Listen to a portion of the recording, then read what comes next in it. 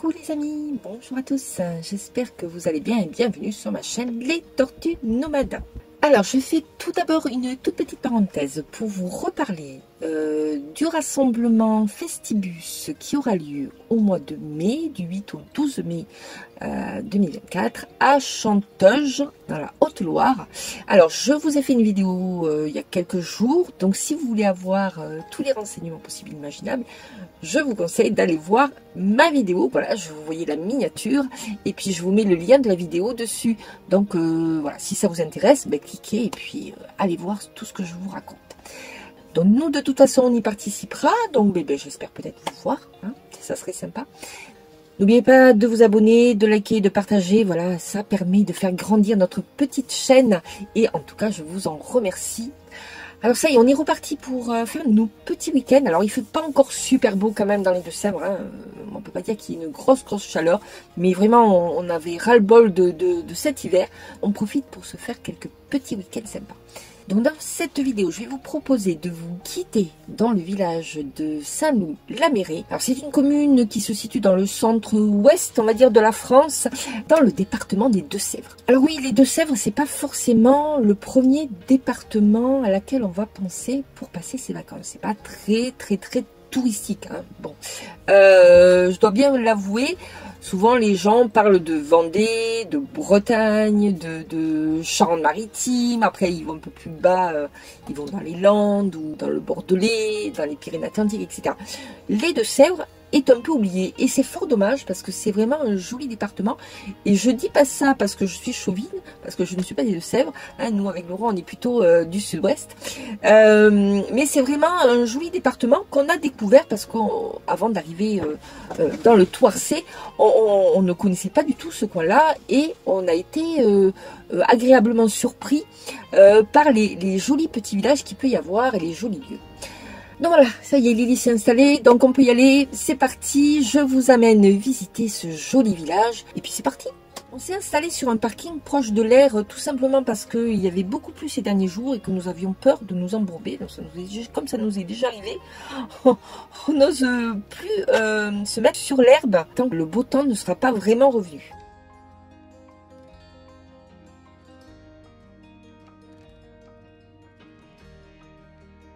Et nous avons pu évidemment nous promener dans Saint-Loup, qui est vraiment un joli petit village comme je vous disais.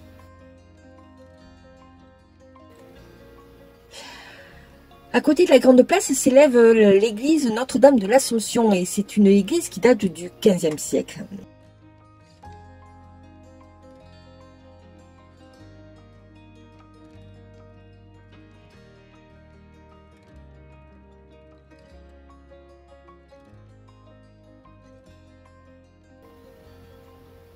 Au cours des XVIIe et XVIIIe siècles, la cité florissante est réputée grâce à l'activité de ses tisserands et de ses tanneurs.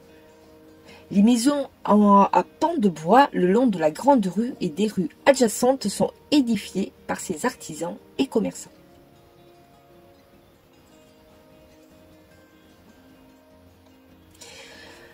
Alors dans les rues de Saint-Loup, où nous avons pu admirer de jolies bâtisses traditionnelles à pans de bois, on peut y voir la maison dite Le Parquet, datant du XVe siècle. Et comme vous pouvez voir, la façade est vraiment remarquable. Et puis il y a la fameuse maison Arouet. La maison Arouet est une des demeures incontournables du bourg de Saint-Loup-sur-Thouet. Belle bâtisse du XVIe siècle, comme vous pouvez voir, avec des pans de bois. On appelait ainsi cette maison la Grande Tannerie. Cette maison a appartenu aux aïeux de Voltaire. Vous trouverez aussi la maison natale de Théophane Vénard.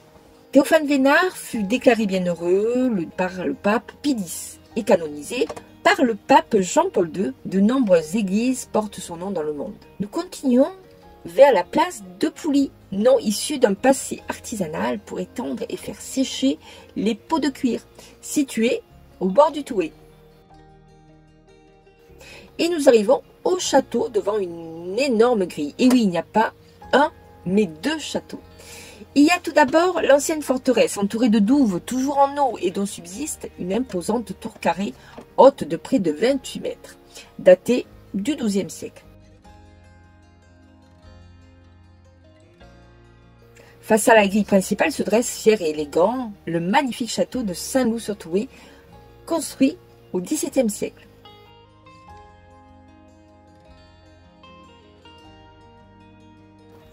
Mais je n'en dis pas plus sur la famille propriétaire du château qui inspira Charles Perrault, auteur du fameux conte du chat botté. Pour en savoir davantage, je vous propose de visionner ma vidéo intitulée « Qui est le mystérieux marquis de Carabas ?» Après cette vidéo, bien évidemment. Je vous mets les liens, hop, ici. Voici la miniature.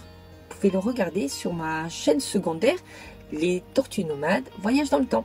Plusieurs grandes familles s'y succéderont. En octobre 1987, il fut acheté par Jean-Jacques Debout et Chantal Goya. La propriété est ouverte au public dès 1998 par la visite, la location d'hébergement, de tourisme, l'organisation de réceptions et de séminaires dans un cadre exceptionnel. Si vous souhaitez dormir dans un château, vous pouvez vous offrir une nuit pour 190 €, qui je trouve n'est pas excessif comparé à la beauté des lieux. Dans les environs de Saint-Loup, la culture de la vigne est très importante jusqu'au 19e siècle. Puis anéantie par la crise du phylloxéra, elle cède la place à l'activité d'élevage de chèvres.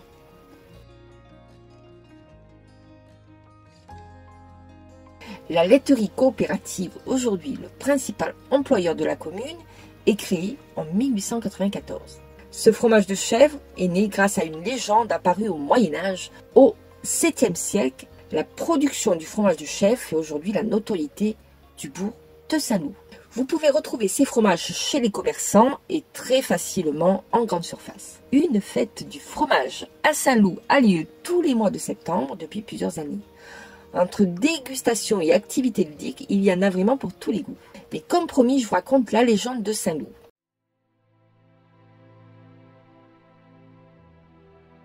C'était au temps du roi Clotaire, au VIe siècle. Un loup féroce entend la forêt et décimant, sans se montrer, tous les troupeaux de la contrée. Saint-Radegonde, passant par là, voyant une bergère effondrée, s'approche d'elle avec douceur, lui demandant pourquoi ses pleurs. « Le grand loup jaune a pris l'agneau, » dit la fillette dans un sanglot. « Il a mené dans la forêt, jamais plus je ne le verrai. » La reine consola l'enfant, appela le loup, docile, il déposa l'agneau, encore vivant près du troupeau, et aux fauves la sainte ordonnait de se nourrir désormais que de simples animaux sauvages, en épargnant tous les pâturages. Depuis, le loup devint voisin des bergers, moutons et des chiens, et tout près de Saint-Loup-sur-Thouet, il mourut sur les bords du Thouet, à l'endroit où se trouve la ville, qui est devenue son asile. Elle est mignonne, non, cette petite histoire? Allez, vous pouvez également vous promener au bord du Thouet, aller à la pêche et pourquoi pas faire du pédalo, canoë et Rosalie.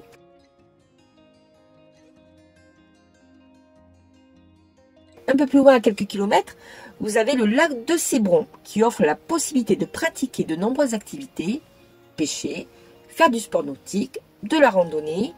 Une aire naturelle de camping-car y est proposée au bord du lac. Son tarif en camping-car est de 15 € la nuit pour 3 personnes en pleine saison, ce qui est tout à fait correct. Pour dormir au village, mes amis camping-caristes ont droit à une aire de camping-car gratuite aménagée à proximité du Thouet et non loin des commerces. Disposant d'une borne à eau payante pour la modique somme de 1 €. Alors, petit quand même, il manque les poubelles. Ce qui est un petit peu dommage car on a un petit peu de mal à les trouver même dans le village. D'autres hébergements sont à votre disposition comme des chambres d'hôtes et des locations meublées. Vous avez également plusieurs commerces comme quelques restaurants, une rôtisserie, une boulangerie, une épicerie.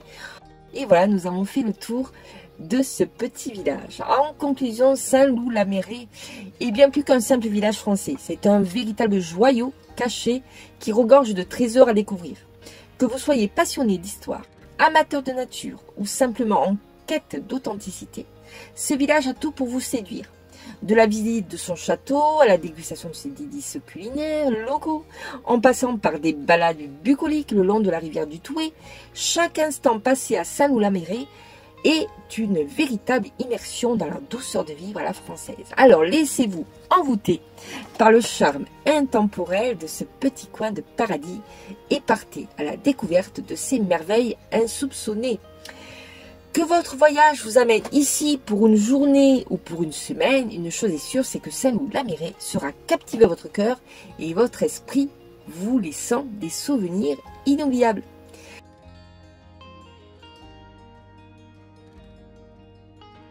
Dites-moi dans les commentaires ce que vous avez pensé de cette vidéo. Est-ce que vous souhaitez des vidéos un petit peu plus touristiques comme celle-ci à l'avenir? En tout cas, je vous fais de gros bisous. Je vous dis à très bientôt pour de nouvelles aventures. Ciao, ciao, ciao!